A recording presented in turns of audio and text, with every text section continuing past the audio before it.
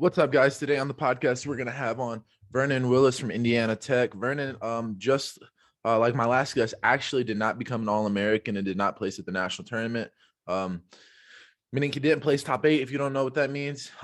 And he didn't really have the season or the career he wanted necessarily. But he's a cool guy, has a lot of value to give, I believe. And in order to grow the NAIA, you need to meet people like Vernon. You need to meet um, people like Douglas Peppers. You need to meet people who didn't achieve their goals, and maybe they can teach you something. Maybe they can teach you something that's of value that will allow you to actually do what they couldn't do, because hindsight is 2020, and a lot of times we make mistakes that we didn't really know at the time were keeping us from our dreams and our goals. And sometimes also a great lesson to be learned is sometimes things just don't work out, even if you do work really hard. So I'm excited to have Vernon on. He's a cool dude. It's gonna be fun to talk. What's up, dude? Hey, how you doing, man? I'm good. Can you hear me? Yeah, I can hear you very well. Okay, dude. Cool. How you been since the season's been over? It's been interesting. It has. It's the first time in like a couple of years. I don't have you wake up and you're like, oh, you're excited to go to practice or something. It's weird not having that option anymore. Yeah, well, yeah. I know exactly how you feel, dude. The end of the career is a weird feeling. Regardless of how it ends, it's weird. You're kind of left with like, damn, like I want to do something else. Like I need to do more. At least I was. I don't know how, like, what your thoughts are. Oh, it didn't hit me until I know we're gonna talk about this season. It didn't hit me until like probably the ride home from Kansas. That's when it hit me pretty hard. Yeah, it was like, it's over. It's done Yeah, for. it was like it was a blessing because you're thankful that you got that opportunity, but at the same time you're like it's heartbreaking because just like you never thought that day would come. Yeah, it is crazy because I agree with you. It kind of feels like your life is wrestling. Obviously we're more than wrestlers or whatever, but like throughout your career, for me it was 10 years. I don't know how long you wrestled, but yeah, right. So for some people it's 20 by the time it ends. And it's kind of like, well, what's next? Luckily for me, I found like jujitsu. But not everyone goes down that route. Some people go to MMA. And then some people do nothing and they become big old fat ex-retired wrestlers. It's So true. yeah. Yeah. But let's talk a little bit more about you.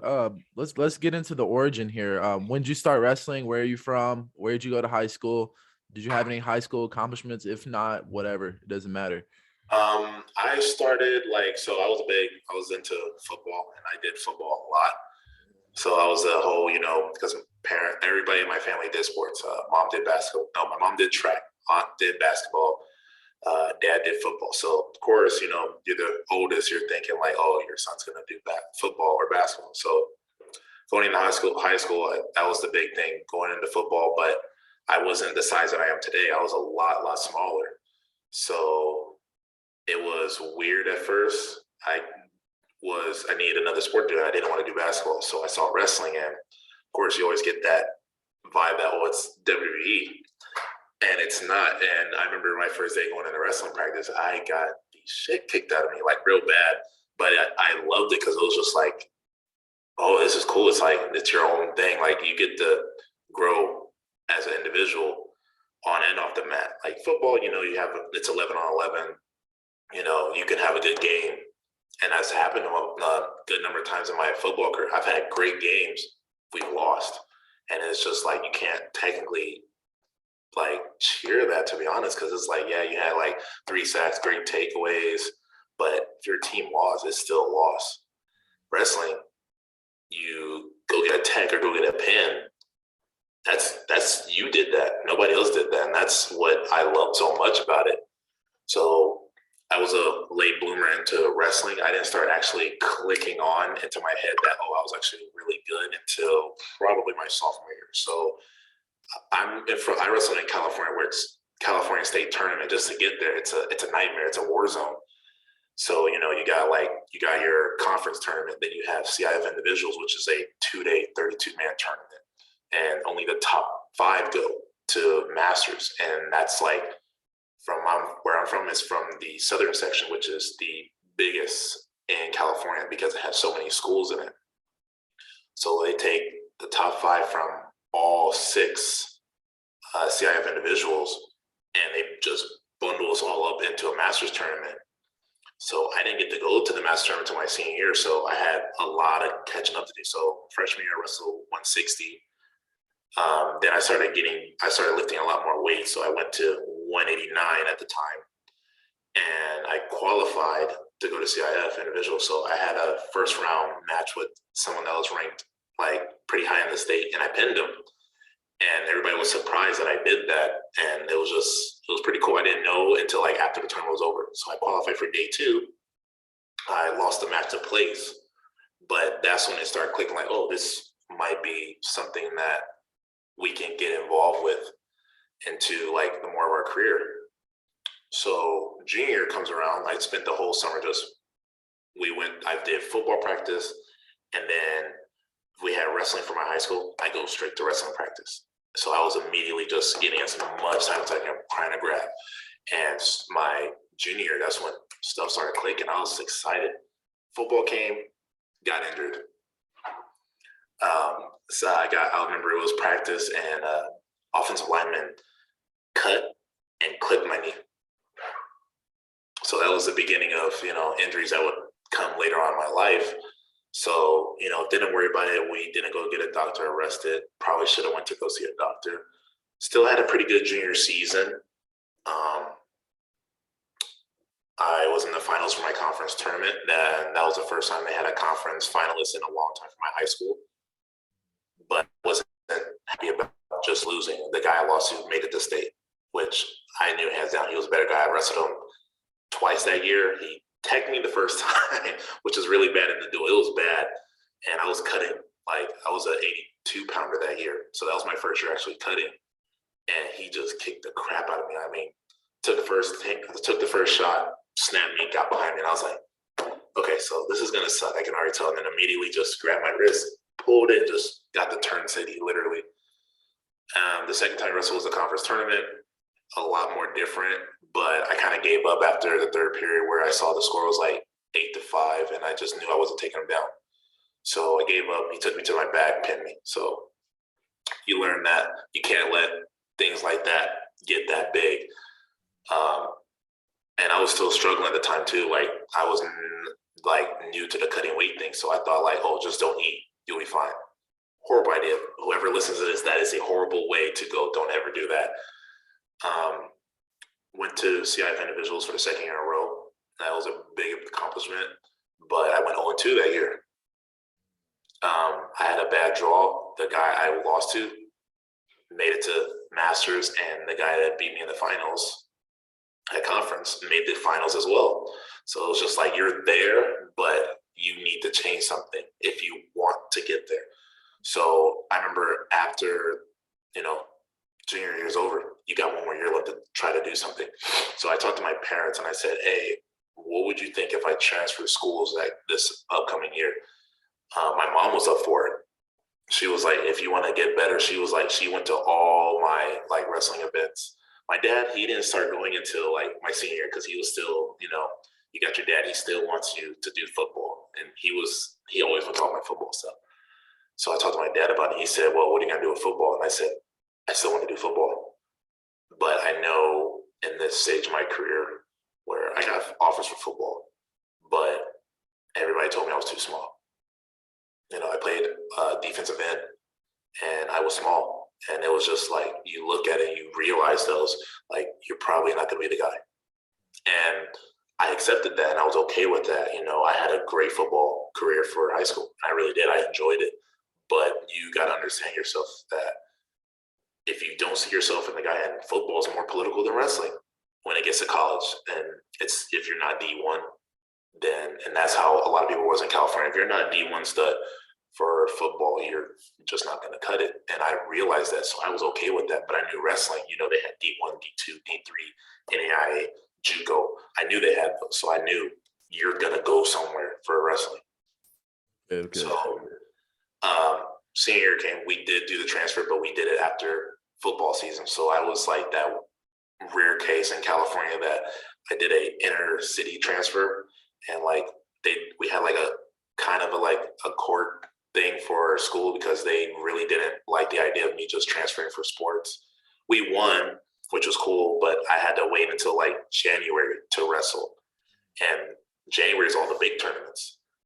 So the school I went to was a school I've been working with in the summertime for the last 3.5 years. So coach loved that I was coming there.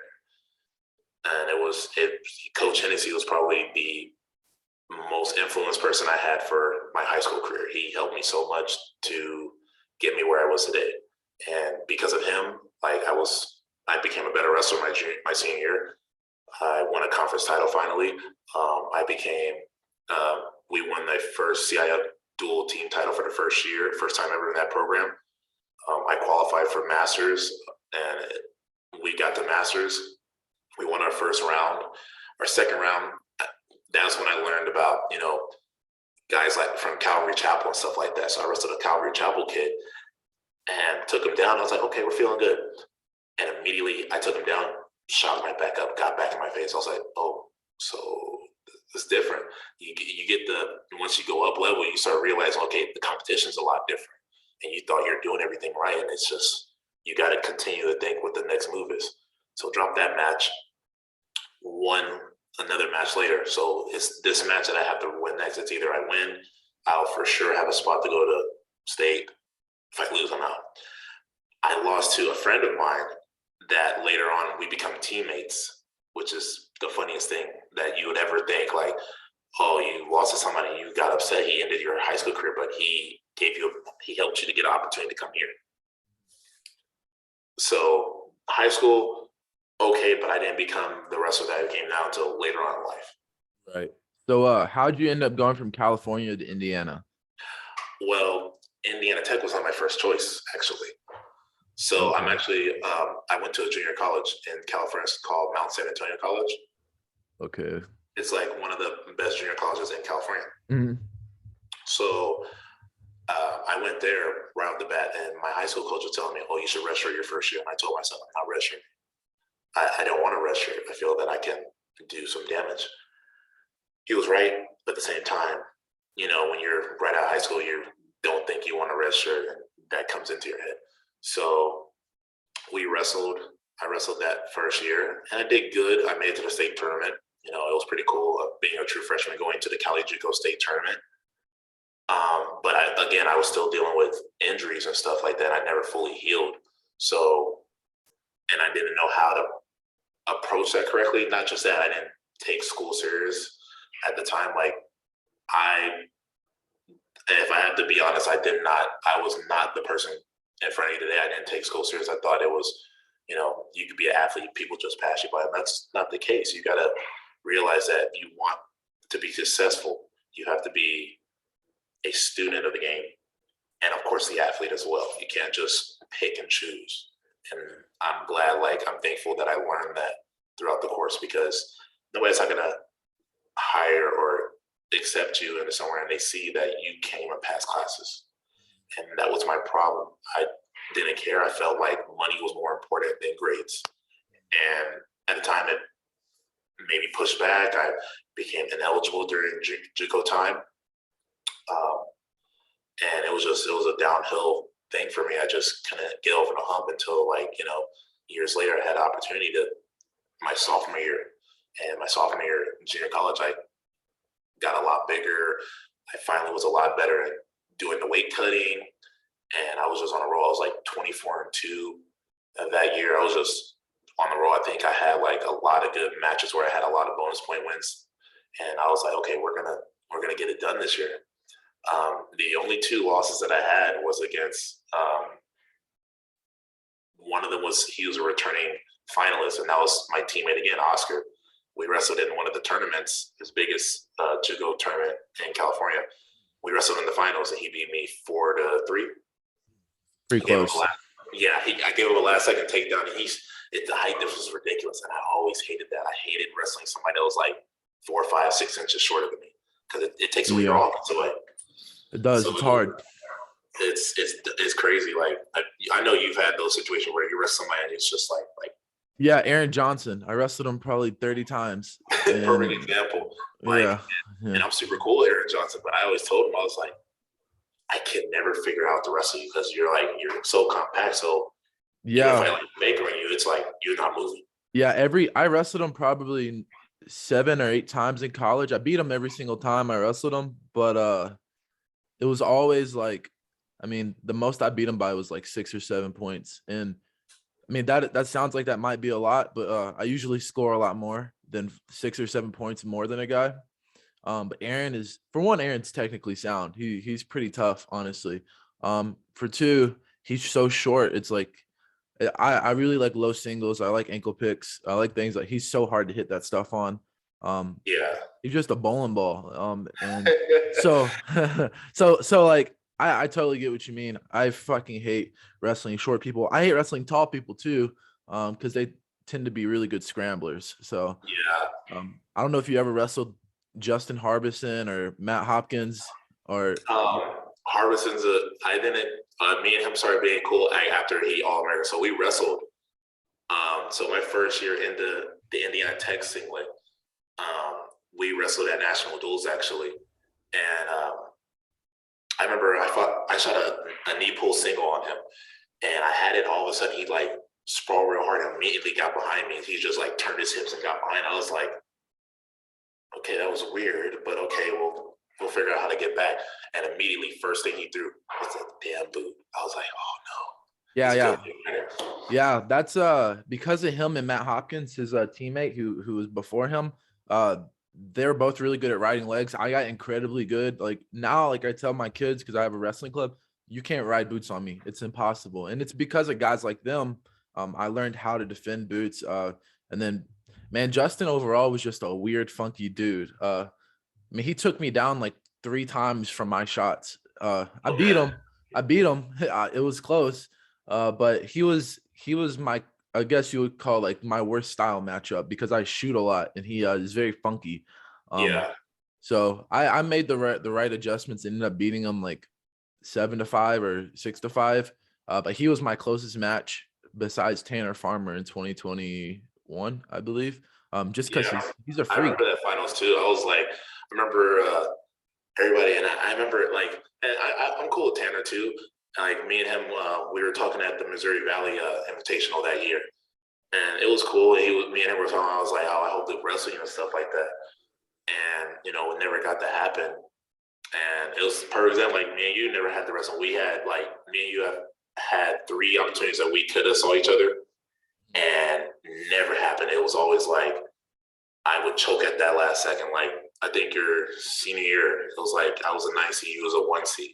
And I Yeah. was like, and I was telling my coach, I was like, I'm gonna finally get the wrestle read. I can't wait. It's like, the whole like, both have different styles, they both like to shoot. Of course, you're way faster than me, but I'm like, oh, it's gonna be fun. Yeah, it would have And been a good scrap for sure. I it think would have been. so. I It would would have been, have. and I'd have been fine, taking the L because I'd have been like, you get the national champion, you have a good match. It doesn't Yeah, matter. I would have loved it, man. It's like I think I saw you and Nick Fowler wrestle once. Yeah, That was a really fun match to watch. I mean, I enjoy wrestling with heavyweights like like me, like you, like Nick Fowler, like Justin, like guys who actually put up at because like who care? I don't really care too much about winning or losing. That's why I'm not out here only trying to talk to national champs or all Americans. I just want to talk to people who are in the NAIA, right? And yep, people whose wrestling I enjoy. Like I enjoy your wrestling style. Um, but it does suck at heavyweight. You don't get too many opportunities to wrestle guys who actually take risk. Even some of the smaller heavyweights, like just don't take risk. Like they're just pure on hand fighting. They have one shot or they do go behinds. And it's incredibly boring. And yeah. honestly, in my opinion, disgusting. Like, I hate the way that most people wrestle. Yeah, I just hate it. It's horrible.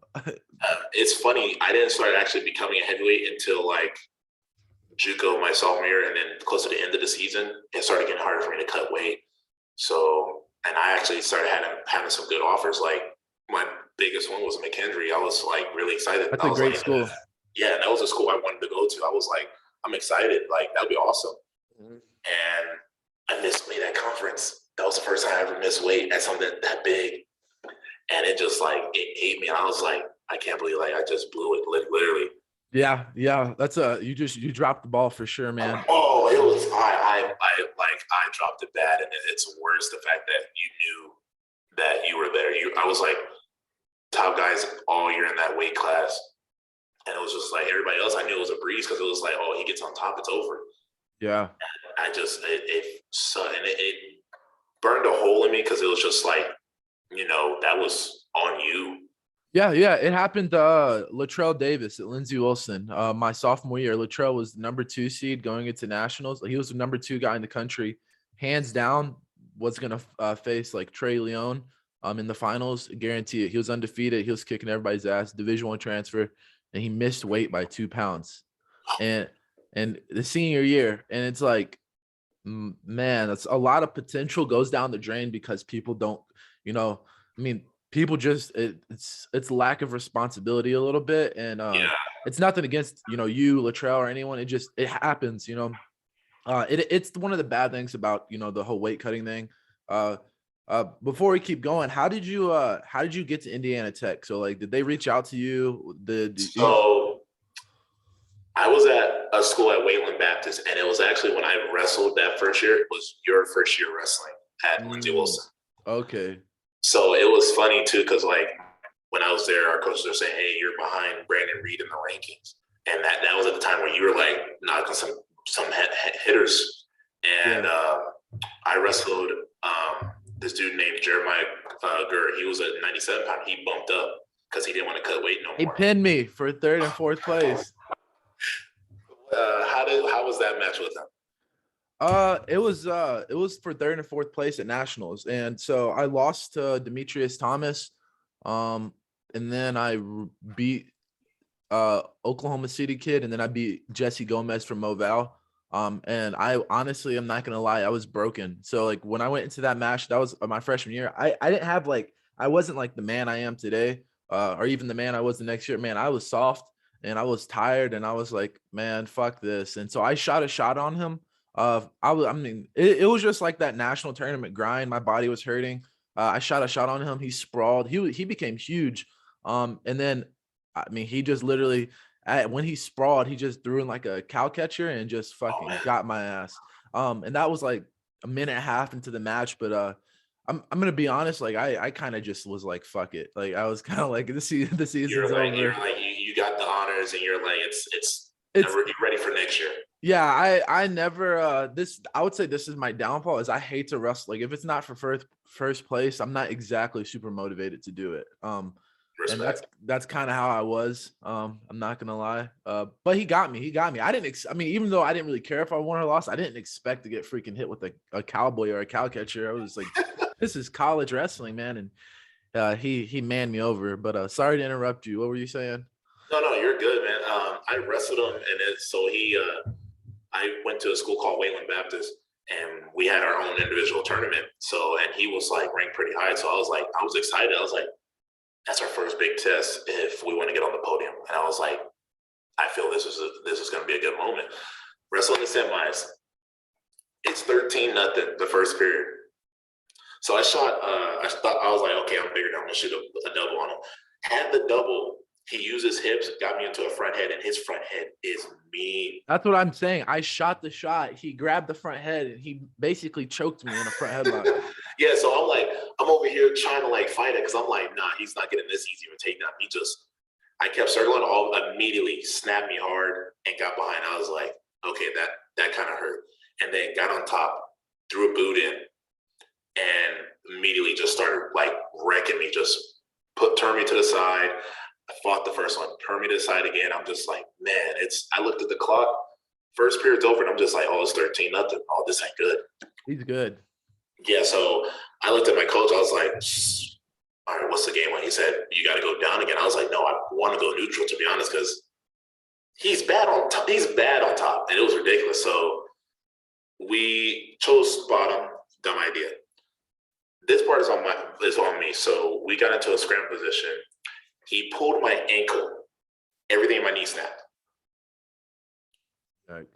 Weirdest scramble I've ever been in, because we got out. I literally got out. He had the ankle and just pulled it like he was trying to pull me back in. But it was like my knee went in and the ankle went the other way. Yeah, I Weirdest understand. thing ever happened. So got hurt. I couldn't finish the match. We got myself an MRI because I told the coach, I said, if it's an ACL tear, I'm still wrestling. Right. I'm not giving up a season. Found out from the MRI results, it is an ACL tear, but it wasn't just one, it was two ACL tears. Had an ACL tear in my left, had an ACL tear in my right. Yeah. And the ACL tear from my right was from years ago getting hurt. Yeah, that's how it goes, man. I tore my LCL and it never like fully recovered. So it was kind of shit throughout the whole like my last 3 years of college. I had pretty much, I mean, if anyone watched me, like I had I usually wore a giant knee sleeve. And it was because my knee was just destroyed the whole time I was in college. Because that shit takes so long to recover if you're not resting properly. I already know when I hit like 30, 35, it's over. Like I already know Yeah, it's same. gonna come back. Yeah, I'm gonna have to get new hips, new knees. It's all Man, right. It was worth it.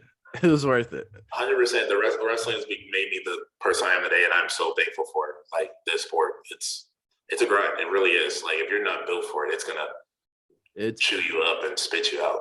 yeah, man. It's honestly, that's what I tell kids. Again, I have a club and I tell kids, regardless of your division and regardless of your accomplishments, when you do finish college, it's an accomplishment in itself to do college for 4 years. And it's an accomplishment in itself to do a sport in college.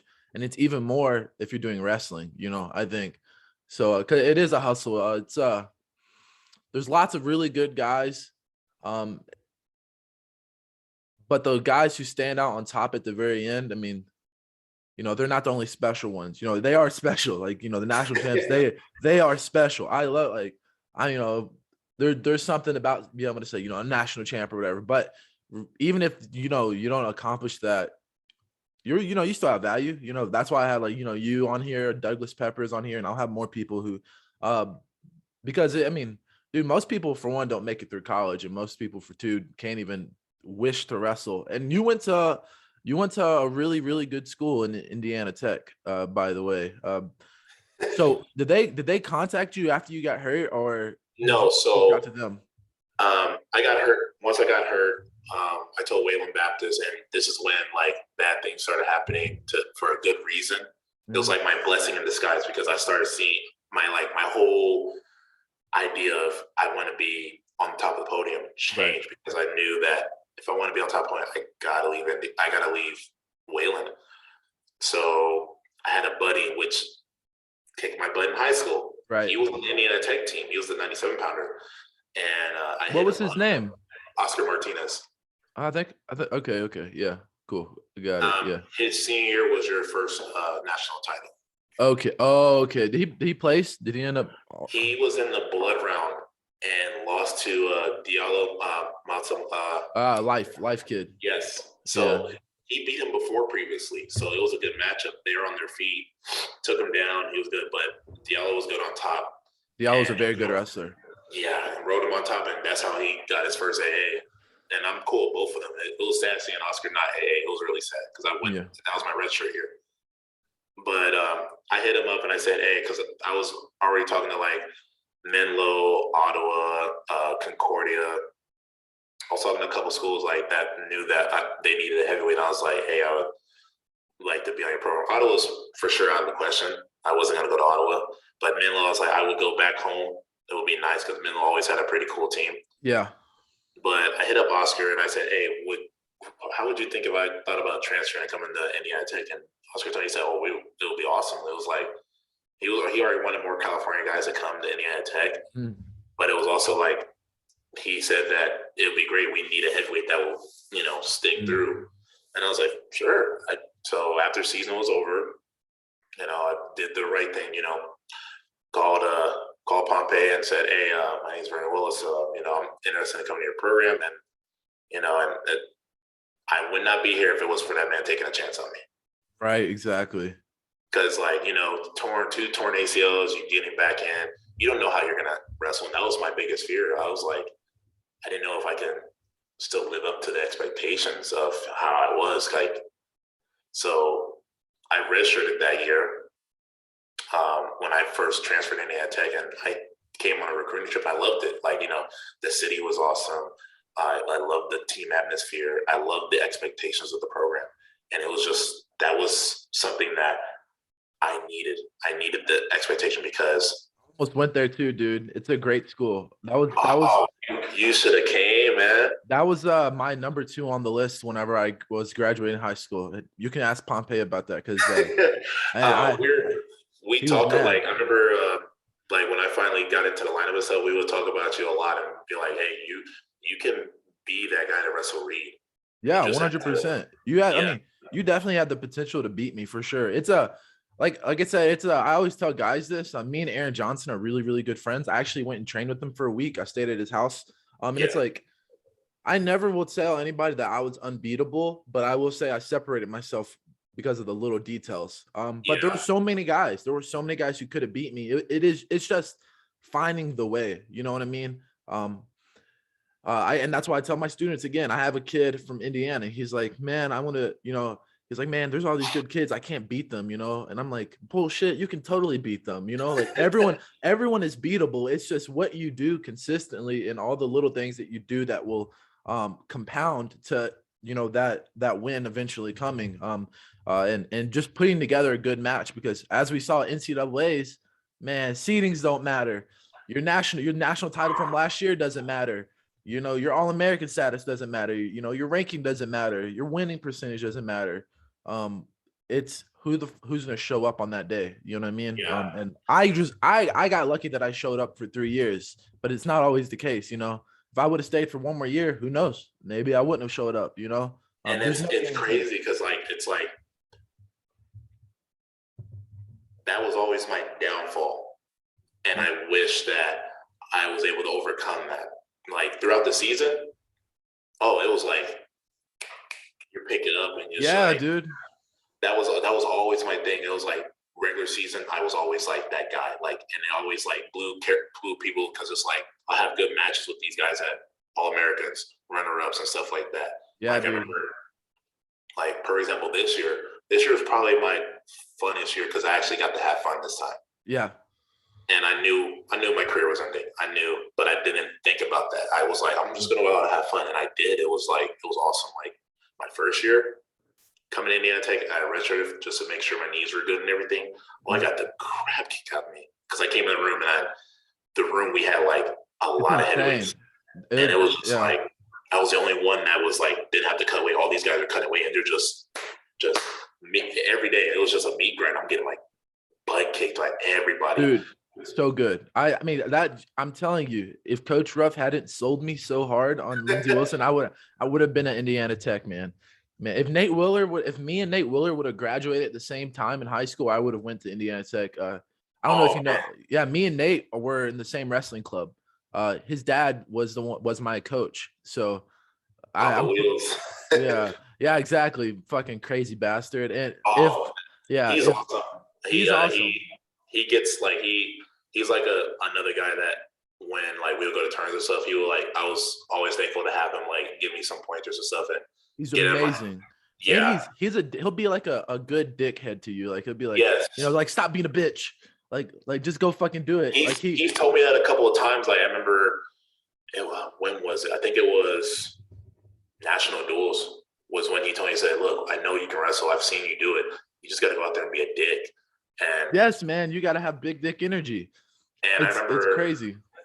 My first match at National Duels, because this year was the first time we ever took 2 heavyweights to nationals, which was amazing. And I feel we're now getting to that stage where, especially for Indiana Tech, and I'm thankful that I started that, started that trend of, a heavyweight can be good at Indiana Tech, because everybody knows Indiana Tech was always good with the lightweights. That's like, you wrestle Indiana Tech lightweight, you got to pack your bags. Yeah, they're good. I mean, on the other hand, you guys do have Eric Vermillion too, who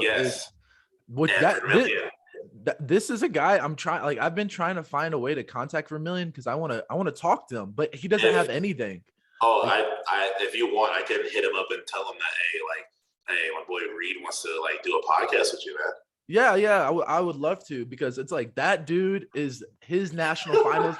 I was literally on the edge of my seat for his national finals match when I was watching it, because this dude has clutch gene. And he's big. How's he so big for an 84 So pounder? I remember, so his freshman year was the redshirt year, and I remember he was a 74 pounder, Mm-hmm. and he was like, you already knew the potential that Mm-hmm. don't let him get on top. Yeah, Like, dude. and I remember freshman year, people were just, oh, I'm gonna just go down on this freshman. He doesn't know how to ride. No, all of a sudden he grabs your wrist, he's turning you, and he was Boy, turning good guys. It was he's ridiculous. And it was cool to watch him. So then seeing him win another national title this year, and I watched him, and I hugged him, I started crying with him because it was that was like the coolest moment ever. I got to see him win it because he went against Grandview, and how the crowd is. They want to see Grandview win it. Yeah. And it sucked because Vermillion was the national champ, but it was like he was the underdog.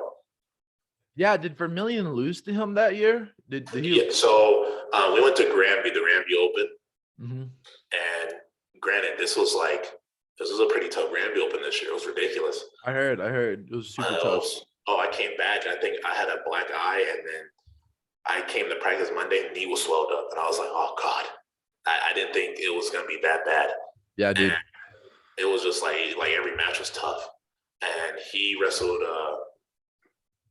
Ben Lee in the quarters or semis, 1-2, and they were ready to wrestle him, and they've never wrestled before. He just had an answer for every move Vermillion had.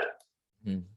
Yeah, dude, they're an amazing. I mean, they're an amazing team. They have an amazing coaching staff. They have amazing athletes on their team, and they're professionals. And that's what I can really respect about a team like Grandview. When you're in college, I had a little bit different view of Grandview, but like now that I'm out of college, I have like utmost respect for teams like Grandview, like Indiana Tech, like Cumberland's, because they do it the right way. Dude, like, because even me, like when I wrestled Hagen, I feel like I was like a 10, 15 points better than Greg Hagen. But he just was good at like, little positions, right? So like he didn't take me down, and he didn't even get close, but he was good at keeping me off of my offense. Like only getting 3 takedowns against him. I mean, I really believe I should have got 6, 7 takedowns on him. And that just is that speaks volumes about like their coaching staff, because they really know how to communicate with their athletes, and they know how to make guys who aren't the best able to wrestle the best. And that's a talent, man, and that's why honestly I really like Grandview. I wouldn't have gone to school there, but it was just too far. Like that honestly, that was it. Like if I was from Iowa, there's no reason I would not go to Grandview. Of course. But for me, like the biggest factors in my college choices were staying close to home, which is why Indiana Tech was a good choice, and the room. And Grandview obviously would have had the right room. They had Brokehammer. Oh man, it's like Grandview had like a method. If you're a heavyweight, you're probably gonna win a national title.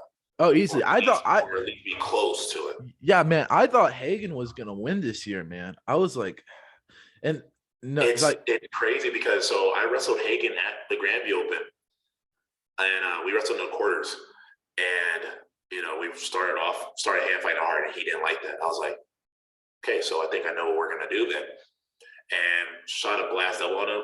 He pulled me off, and immediately we got out of bounds. So I was like, okay, I have to be the bigger guy in this match. Because like we talked at nationals, it was cool and everything. He said, yeah, when I wrestled you, you were just like a big dude. And I was like, I was not liking that. I was like, I had a game plan. I was like, I had to be the bigger guy in that match. We get back to the center, catch me in an ankle pick. I was like, oh, okay. And we got into a pretty funny scramble. He tried to pick me up, and I tried to leg pass him. I literally got behind him, and he had my ankle, so the rep didn't work me the reversal. And then he saw and said, okay, the guy can move. So immediately when I tried to stand up, threw boots in and literally just tired me out. Yeah, dude, he's tough on top. I would say like my style was a kryptonite for Hagen because we do very similar things. I'm just a lot better at those positions. But he's really good. And like I said, like Grandview knows how to they just know how to play. Like I'm actually gonna have Israel Casares on here this upcoming week. He just won nationals for Grandview. And I mean, he's like a guy, we already talked a bit, and he was like transferring. When he transferred, he realized like how professional that Grandview is. Like, man, everyone tends to, because he was the same. Like, it's like lots of people are like haters on Grandview because they think they're cheating and stuff. But they're not, man. They're really not. Like, they're running ship right. And they just have culture. I talk about Penn State or Wartburg or McKendree, like other schools like this. And it's like, people don't like winners, man. And like winners usually don't have to cheat to win. They just do it right. And greatness attracts greatness. And that's why people, I mean, we just saw Penn State literally murder the national tournament, right? Greatness attracts greatness, right? Max Dean went to Penn State. Greatness attracts greatness. And yeah, it's one of those things, because I have the podcast has been blown up. I've been having lots of people watch it, listen, and comment. And it's like one of the things I don't want people. Yeah, I don't want people to hate on Grandview because I have this very immature mindset when I was in college. And you kind of have to dislike your enemies. But now when I like look back at it and think about it, it's like, man, I'm lucky I was in college against guys like Grandview or Life University when they had their run, because it's like those are the teams that push you, and those are teams that they raise the expectation for the division, and they make us better. So it's like the NAIA, in my opinion, the NAIA has only grown because of Grandview, as a whole. And I feel, and the thing is on the NAIA, that's why like I try to like promote and stuff like the NAIA like so much, especially on Flow Wrestling, is like I feel we're backshadowed. And I feel everybody from high school going to college, it's always it's either you're D1 or you're nothing. And that's the biggest problem with society right now at college sports right now. You don't have to be a D1 wrestler to be successful. No, you don't. You can be D2. Yep. D3, JUCO, Cali JUCO, NAIA. And NAIA is like, 100%, I feel NAIA is like just as important and as D2 or even D1, because I feel we have one of the toughest national tournaments. Yes, I agree. And I watched D2 nationals a bit this year. I'll take the NAIA national champs over the D2 national champs. Of course, there's going to be like, if you put a duel, I say like the year I won my last national title, you put that lineup of guys versus, or here, I'll say that when I wrestled Tanner Farmer, that lineup, because they had Evan Hansen was there too. Oh. Yeah, like I take that year versus the D2 guys. I'm saying it's a toss up on which dual team wins if you take national champs from D2 and national champs from NAIA. I mean, man, like I watched like Esco Walker wrestle all this year. He's a super good 125-pounder dude. It's a stud. I mean, even the heavyweight who won nationals this year, he's pretty slick. I mean, I'm with you, man. It doesn't have to have NCAA on it to be good wrestling. Of course, Division I, they are head and heels, over every single other division as far as it comes to wrestling. But as far as opportunities go, I think people need to look into, like parents should look into things like Division II and NAIA. I actually don't say D3 is a great option unless you're incredibly smart, because they don't offer athletic scholarships. So that's but still, yeah, go D3. Excuse me. Yeah, go D3 if you're really, really smart. I was not really smart. I'm kind of an idiot, to be honest. Same. I 100%. I was the same person. Yeah. It was good, and I'm glad I chose Indiana Tech. Like literally, like 100%. I give two people that 100%. I give all the reason why I had the Indiana Tech career I did, and I'm glad and thankful, and I have no regrets, is Pompey and Grayland. And those are the main two that worked with me so much. Like after that redshirt year and Indiana Tech took fourth and Eric Early and Sawyer Miller won national titles, I told myself, okay, it's go time. You're planning on being in the lineup this year. So that whole summer I did Ohio State workouts, the gut check workout. Yep. Cole Dodd did that. My roommate, he actually did the same thing. I had a whole like body transformation. Like literally, I was ripped, shredded. I was like, that was like the built, and I got so much stronger doing that. Being a heavyweight, and that's what I needed. Granted, when you eat so clean like that, your body starts going back to you're cutting weight again. So I was like, going into practice, close to my body fat percentage, which was killing me. So you'll be at practice, you're just dreading practice. You're like, oh, you're drained. So I had to learn. Yeah, you have to to. eat better. Yeah. Big thing is, yeah, you had to have your glycogen stores need to be pretty full, because when you do things like lifting and wrestling at the same time, like the same day, especially, you have to make sure that you're getting enough fats and carbs because lots of people don't. That's the problem with cutting is it's actually your glycogen stores are really, really low, which means you're, instead of burning like the glycogen and using it as energy, your body is using your muscle, which is not really good for you. It'll lead to injuries, lead to burnout. I mean, lead to you just being weak, which is why I never cut weight in college, really, because I believed in being like super fit. Like I was always fit in college, and being super strong and being super lean. I didn't give a fuck about getting really, really big. I didn't really want to cut weight, so it's like I always stayed like right there in the middle. And it's like these little dumb things that I believe separated myself was just paying attention to the small things, making sure my nutrition was on point, and making sure that I could train hard every single day. I mean, not every day, but consistently. Yeah. Because you got to eat right. You got to eat enough. You don't want to be a Yes. bodybuilder wrestling. That's what I always tell Yeah. guys. Like you don't want to have 6% body fat and be a wrestler. You need to have your little dad pouch on your stomach. So, and that's what that first year being in the lineup, I had that mindset of eating actually, like, and granted it had its perks in the summertime. We got so much stronger. We looked at a par. We looked like, okay, that's the guy. Yeah, you look good. But then we got to wrestling, and it was just like, we're not there because we're super tired. And it's not even that our conditioning is bad. Our conditioning was real good. It's just the fact that you don't have no energy stored up. So I learned that you have to sometimes throw some fats in there. You have to throw more fats in so your body can survive, or else it's just going to eat you away. Yep. The rule is, especially at heavyweight, you need to have probably 500 or 600 more calories in than you have out. So if I'm losing 4,000 calories a day, which at heavyweight is actually a pretty normal thing, I need to be eating 4 or 5, 4 or 6, like 4,600 calories. I wish some people are like, who loses 4,600? Well, dude, if you're lifting and doing wrestling at the same day, you're going to be fucking losing a lot. So it's like, I almost overate, but I always stayed super lean because I was consistently training. So it's like lots of people, they train really hard and they don't understand the importance that food plays in your performance. And like a proper diet. And a proper diet doesn't mean always eating like salad and drinking water. It really means getting in enough calories so that when you do train, you can heal, you can recover, and you can have energy to compete. But that's a little bit of a rant. I want to move on here and talk about like NIL deals. I don't know if anyone on your team utilized NIL. I don't know if you did. It was just me. Really?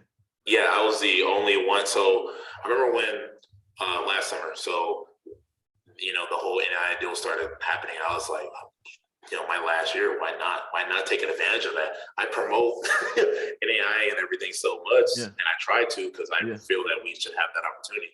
Why not try it? So I applied for Vantage Wrestling for that deal, and I was one of the fortunate ones. Besides Justin Portillo from Grammy, and I'm real cool with him. We're the only two from NAIA to get put on that. Nice. For Vantage, and it was awesome. So it was a cool thing, got merchandise from them and stuff like that. Got a lot of cool stuff from them, and I thank them a lot. It was a cool support system. It was very cool. Heck yeah. That's really awesome. Yeah, not very. I saw Justin did that too. Vantage seems pretty cool. It is important to take advantage of that stuff, whether it's just getting free gear, whether it's maybe getting a little bit of money, whatever it is. It's like, if the NIL would have been a thing when I was in college, I would have definitely taken advantage of it. I feel like I would have got a pretty decent deal somewhere from somebody, to be honest. You probably got like Nike or somebody big, because it was like, oh, we can market that. Yeah. I was that type of guy. I was like, I know I'm not there with the guys, but I feel that I can market myself just because, Yeah. It's about having understanding how to market yourself on social platforms, and utilizing Instagram, Facebook, and YouTube, et cetera, because I mean, with me, like my full-time job is coaching wrestling and making money online, basically through wrestling stuff. And I'm not the best wrestler to do any of that stuff, but I feel like I've grown a lot, and I've leveled up my content, and I've leveled up my coaching status, I guess, which has allowed me to, I guess, allowed my financial potential to compound and grow. Whereas lots of guys don't really utilize like their college experiences, or use the fact that they're a college wrestler. That's basically free money getting thrown away. Um, and people who don't utilize Instagram and Facebook and YouTube and stuff like that, at least one of the many things, where it's 2022, it's probably a good idea to, put yourself out there, find a way to make money passively. Because it's honestly, it's not easy, but it's also not very hard. Yeah. You know what I mean? So that's my marketing rant, because I'm super passionate about stuff like that.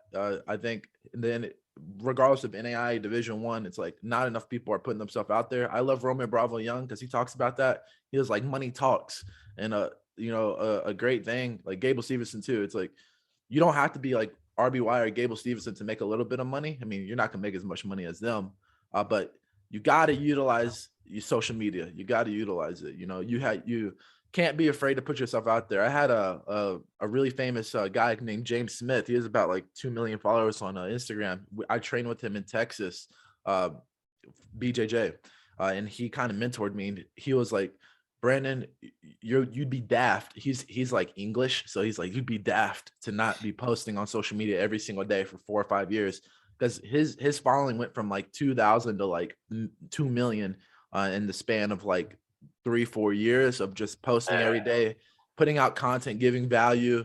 And he was like, and this is just some advice, because you have a good social media following already too, and it's like he is like, don't worry about the people who will unfollow you, because the more you post, people will unfollow you. He was like, that's just gonna, it's gonna snowball one way. So you might have 100 people unfollow you, but in that year you might get 10,000 who do follow you. So you're getting that surplus of 9,500. And that's why, like, someone like me, that's why I post every single day, is because I have like someone who's been there, who's done that, who's mentored me, and who's helped me make money, with just a sentence, right? Yeah. And I feel like you can do that too. And you can just keep building, keep giving some type of value, and people are going to reach out to you. And honestly, if you ever want to do wrestling camps and stuff, it's a great look too. Like, people are going to look at your page and be like, oh, like this dude kind of, he seems like a good dude. Like, he's giving us some, he's more than just, trying to just take our money. He's more than a coach. He's more than just a wrestler. Like, he's giving me advice. He's talking to people, he's a positive dude. It's almost like your Instagram is a resume now. And that's my social media rant. I'm sorry about that. No, you're good, man. You're good. Yeah. All right, I'm gonna close it out here because I gotta go run a practice. But I'm gonna ask you one question. What advice would you give to a young wrestler, or like a young person who wants to start wrestling? If I had to give somebody advice, and it could be anybody, I would say, don't be afraid to take chances. Don't be afraid to fail. Everybody fails. Yeah. And I feel that failing makes you a better person. It makes you grow. Failing makes you realize, okay, let's not have that happen again. So you build off of that. And I'm being honest, Indiana Tech wasn't my first choice, but because I failed the first time was the reason why I chose Tech. And because of Tech is the reason why I got to graduate, got to get a master's, had a great Indiana Tech wrestling career, having all these opportunities, like get to start pro wrestling soon, soon get to start doing WWE soon, start doing all that stuff because of failing that first time and having all these opportunities bestowed upon me. And it's a blessing, and I will never take granted for any of that. I will always remember humble beginnings, and that's a perfect example of it. Heck yeah, dude. That's great. I'm really excited for you. It's awesome you said the WWE stuff. I think I saw Bobby Lashley at the NAIA tournament this year. That's really cool. I was gonna say, what's next? I assume it's the pro wrestling stuff, like probably going and training somewhere, Florida. I believe. That was always the plan. I always wanted to be a pro wrestler. Of course, I want to do coach wrestling stuff, but that's I always wanted to be a pro wrestler. So this past summer, it was my last summer, training for wrestling. Mhm. I got to do a WWE tryout in Vegas, which was amazing. That's And awesome. it's that once I did that, I had certain wrestling schools hit me up and say, "Hey, what are you doing after your season?" I said, "I want to be a professional wrestler, so I get to start that in 2 weeks Let's and start do training it. so I can do it." Hype. That's awesome, man. Well, I'll get your autograph one day. You got to make sure to get me some tickets. All Oh, right. I've had so many people tell me that. It's funny. Like Pompey always tells me all the time because he jokes with me. He said, "Make sure you have free tickets for me when you have house shows." I said, "Oh, I will never forget you guys, 100%." Yeah, dude, 100%. I love the WWE. I'm a big when I was in high school, my favorite WWE wrestler, I don't think he wrestles anymore. His name was Ryback. And he just hyped me up. So I love it. I respect it. Well, man, I do got to get out of here, Sally. It was You're awesome. I good, mean, man. time flew. It It was did. really great. But I mean, man, WWE, NAIA career is over. Life's good. Good advice. I mean, I feel like that was we did your origin. I mean, I feel like that was pretty good, man.